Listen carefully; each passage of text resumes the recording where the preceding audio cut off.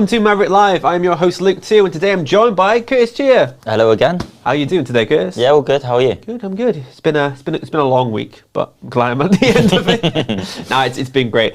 So today, as you could probably see with the title, this is what's going to happen in your first sales call. So I'll give you a scenario. You are just starting out a new business. God knows what you're doing. You're selling feather dusters to a cleaning company, I guess. So you're really excited about it, and you've booked in your first call. This is probably how it's going to go. But before we get into that, I just want to quiz you a little bit about your first sales call. Yeah. Do you remember what that was?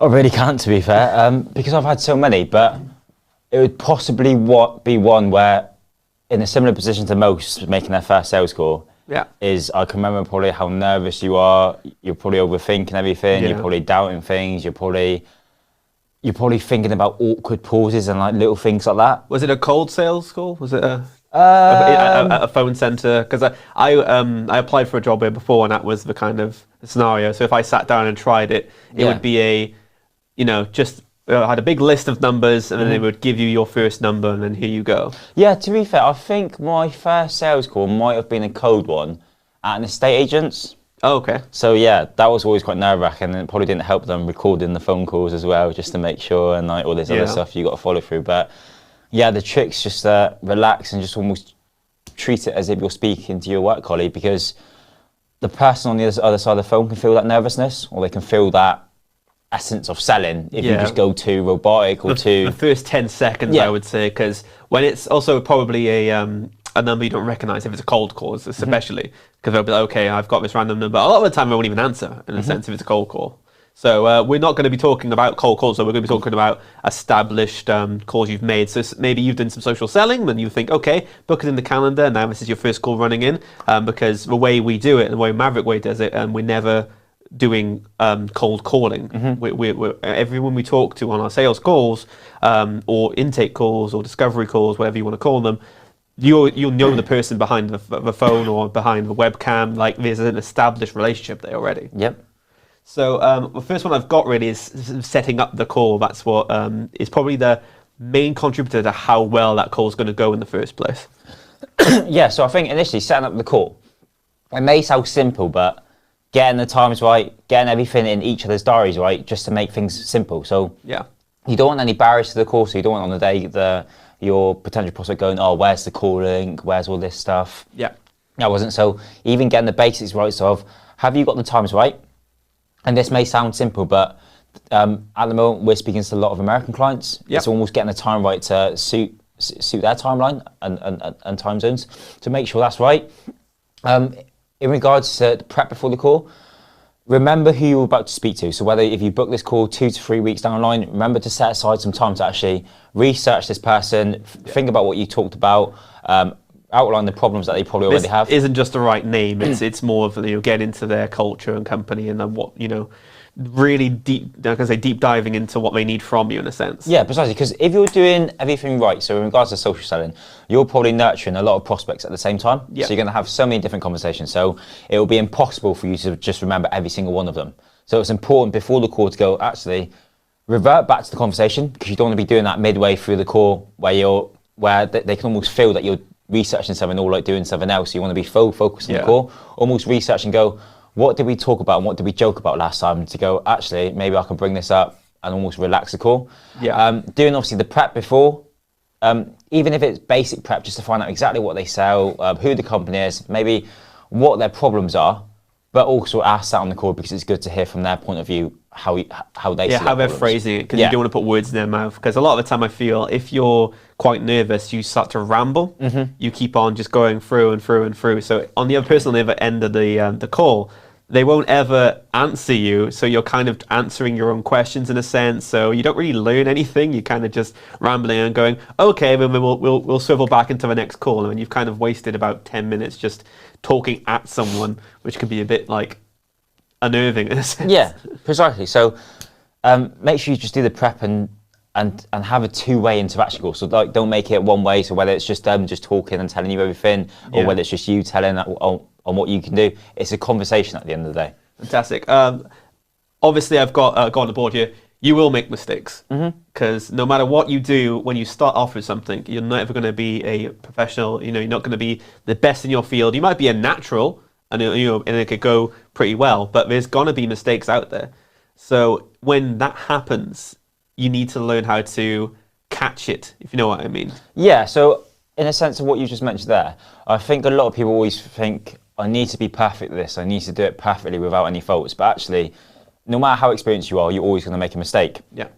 I think what tells in experience-wise is when you make a mistake, just own it and say, "Oh, sorry, do you mean like I said something wrong then?" And almost move on instead of, when people get too panicky and they get all flustered, actually own that mistake. But also, if you don't know something, there's no harm in saying you don't know, and you can find that information after this call. It's just like, don't take a stab at it and get it wrong, because that could cause a lot of pain going down the line. Like, oh, you told me it would be this, and it could damage a lot of trust and credibility. So exactly, it's good. The more experienced you are, is actually owning the mistake and just taking a step back and go, actually, how can I solve this mistake? Yeah. And if it's me having to come back later or get the information at a later time, you don't look worse than you are. You look like a professional who's getting the information right. Instead of saying, oh, I don't know, and then just leaving it like that, you could go, I don't know, and then you add the caveat of, but I will find out for you and I will get back to you, or I know who does know, and then you can basically plan an action around, not knowing the question in a sense. Yeah, precisely. Especially if it's a product or service, because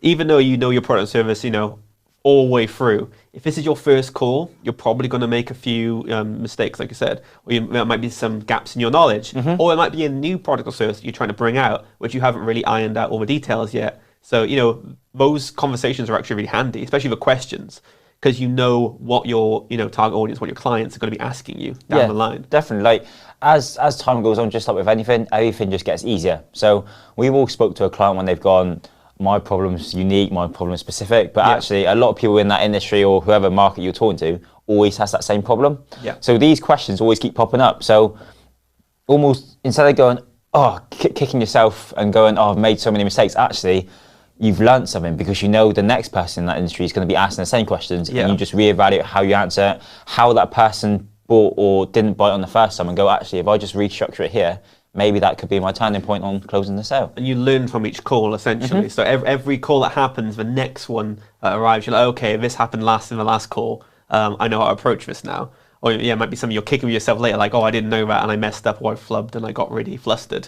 Now it's happened again, you're like, oh, I remember when this happened, I will just not make that same mistake. Yeah. And then you just grow and grow and grow, and on your probably like 5th sales call, you can just immediately rattle off like, oh yeah, it's this. And then you just sort of like breeze through it, which is really nice. Precisely. I think that like the main thing with many people is, besides mistakes not, is when you learn, it's all about the conversation piece when it comes to the call. So you're always going to improve that as more sales go, because you get more confident in having general chat. Because at the moment, I think a lot of people, when it comes to sales, in their mind, they think, I need to have a sales call. But actually, it's the little chatty and the conversation stuff that makes it very... You learn how to flow the conversation, essentially, which is quite a hard thing to do starting out. Because even when you're meeting new people, it can be hard. Because you need to have...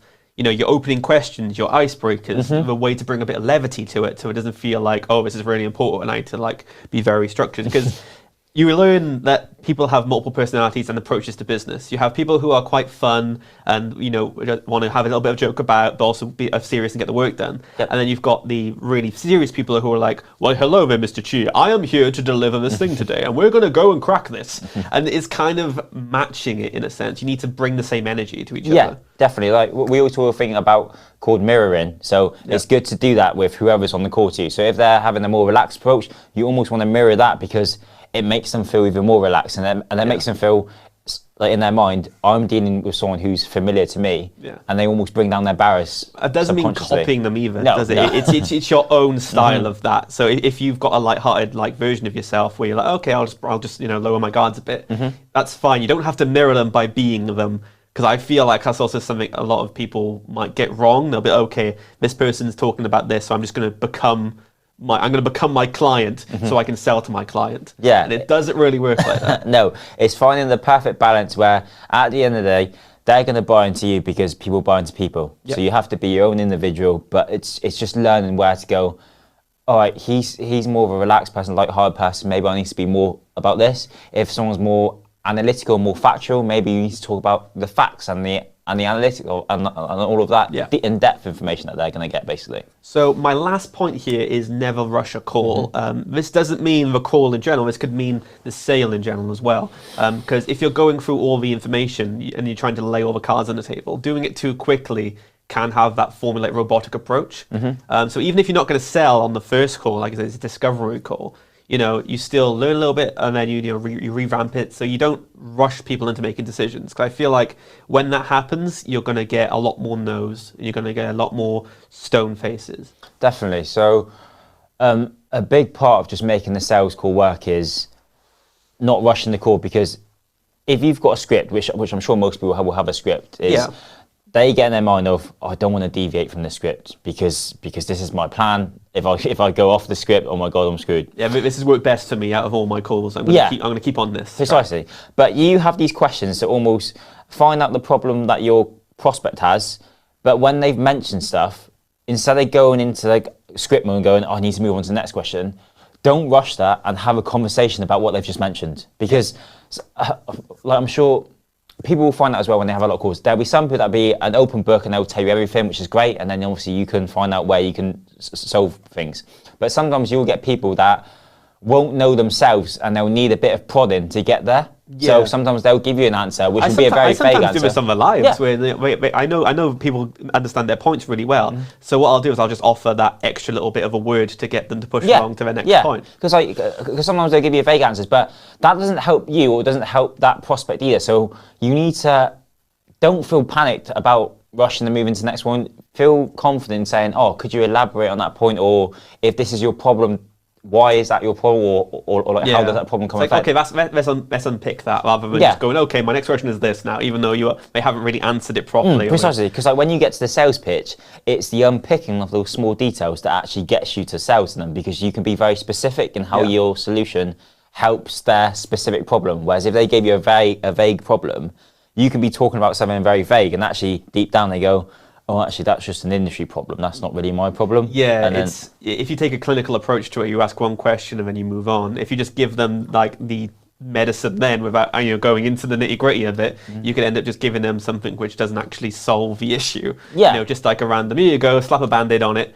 And that might be, even if they do buy it, then they haven't really benefited from working with you, which is really strange, isn't it? Because you'd want a sales call to not just be, I've sold something great. You want it to be, I've sold something and I've also brought the right solution to the client. Yeah. Which is something, really handy. Yeah, definitely, because it all has a knock-on effect with you. Because the minute you do things well from the start, that can lead to upsells. Yep. If you start going downhill, then it could just be a one-off sale and then you've missed out. But going back to the never rush a call part, I would say a main takeaway would be, like, the more experience I get at the moment is the more calls I have, the less I talk about my actual sales pitch. Yeah. So at the moment, I'm sure when everyone's getting onto their first call, they'll want to go, I need to ask these questions, I need to talk about this, and then straight away I need to pitch and obviously tell them all the great things we do. Yeah. Don't rush that session. Even if your pitch is 2 to 3 minutes long and you've had a 40-minute conversation on their problem, to them, that will be very beneficial. And then that will be a big turning tide to actually go in, these guys have listened to me, maybe they can be the ones that can solve my problem. So don't ever rush and cut your prospect off in regards to hearing out his problems, just so you can get the pitch out, because you need to listen to them and it will work out better for you. Fantastic. Well, thank you, Curtis, for coming down. Really handy, useful tips. So if you're starting off your first sales call, don't be nervous, you will make mistakes, but what you need to do is carry on forwards with experience, take some of Curtis's advice on board, and before you know it, you'll be making your 1,000th sale, essentially. So thanks again for watching. Thank you, Curtis, for coming down. Yeah, thanks for having me. And we will see you on Monday for our next Maverrik Live.